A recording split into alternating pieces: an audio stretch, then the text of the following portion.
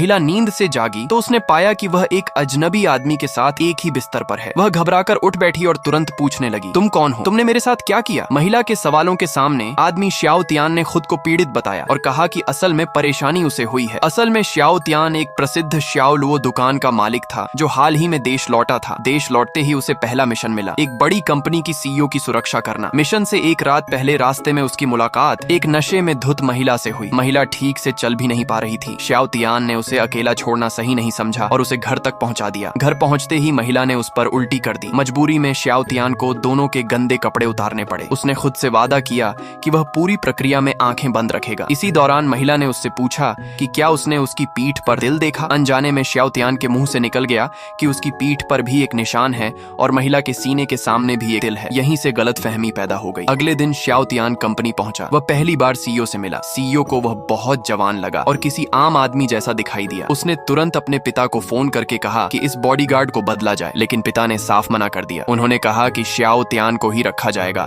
और उसे कोई भी पद चुनने की छूट होगी। सीईओ ने मजबूरी में सहमति दी। श्याओ तियान ने सुविधा के लिए सिक्योरिटी गार्ड की पोस्ट चुनी। सीईओ ऑफिस पहुंचते ही श्याओ तियान को माहौल में कुछ गड़बड़ लगी। उसने अलग अलग जगहों से छुपे हुए जासूसी उपकरण निकाल दिए। तभी सीईओ को एहसास हुआ कि खतरा सच में मौजूद है। इसी दौरान मानव संसाधन निदेशक रिपोर्ट देने आई। तीनों एक दूसरे को देखकर चौंक गए क्योंकि वह महिला वही थी जिससे श्याओ तियान की मुलाकात पिछली रात हुई थी। उसका नाम तांग युन था। सीईओ ने तांग युन से कहा कि